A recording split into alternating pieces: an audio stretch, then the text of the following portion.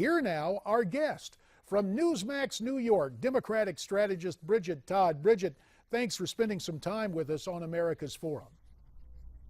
Thanks so much for having me. You bet. We're glad to have you, Bridget. Now, look, it's no big mystery. For both sides, usually midterm elections don't garner the same turnout as presidential years. But what can Democrats do to entice more young voters to the polls for these upcoming midterm elections? You know, that's absolutely true. Midterm elections tend to not energize folks as much.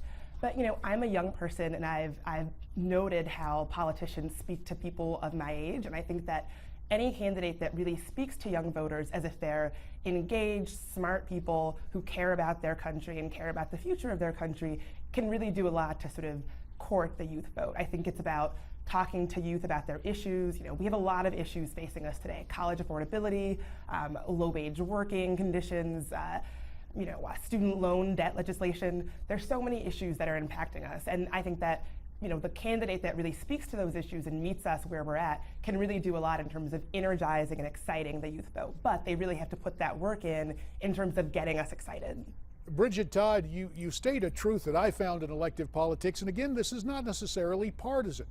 We've heard about the youth vote since 18-year-olds got the vote via constitutional amendment in the early 70s. Yet when all is said and done, in terms of sheer numbers, that demographic just doesn't seem to get readily involved. And yet there are young people, staffers on Capitol Hill. You're a young person involved as a strategist and consultant, and you said it's important to bring people in.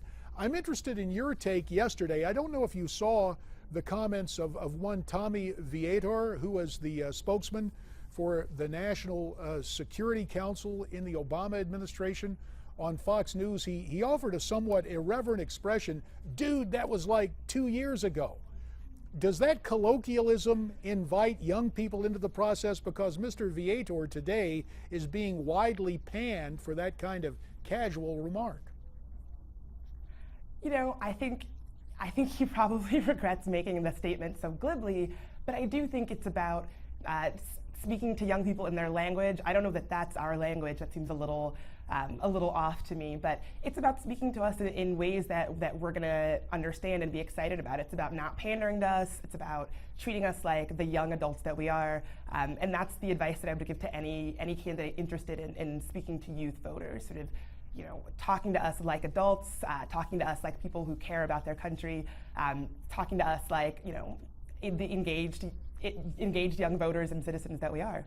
Bridget, do you see any signs that the youth vote or the African American vote is prepared to fragment or leave what has been for the better part of a half century its home in the Democratic Party?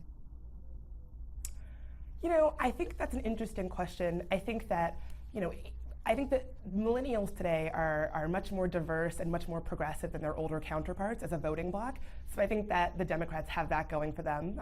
But I do think it's kind of one of those situations where you kind of have to put up or shut up. You know, you can't just give us a lot of slogans and a lot of jingles that sound good. You have to really speak to our issues. And we have a lot of, I think both people of color and youth have a lot of issues that are very serious facing us right now. And I think, you know, it's not just about sort of hoping that we'll vote Democratic or Republican because we've always gone that way. It's about really sitting down and talking about these really pressing issues. Bridget, you and I have been around politics. We know that at times overstatement and, dare we say, exaggeration is part of a campaign to compare and contrast differences. But there was something my old colleague Benny Thompson said on the new Nation of Islam radio program this past week. I'd like to take a listen to this with you and get your take on what Benny Thompson had to say about a Supreme Court justice. Take a listen. Mitch McConnell would have the audacity to tell the President of the United States, not just the Chief Executive, but the Commander-in-Chief, that I don't care what you come up with, we're going to be against it. Now, if that's not a racist statement, I don't know what is. There's Clarence Thomas. This man doesn't even like black people. He doesn't like being black because every decision where color had something to do with it, he went against it. Now, look, I served with Benny Thompson. By the way, that particular video and the transcript of Nation of Islam Radio came from the Fox News channel. Benny, I find personally to be an engaging guy.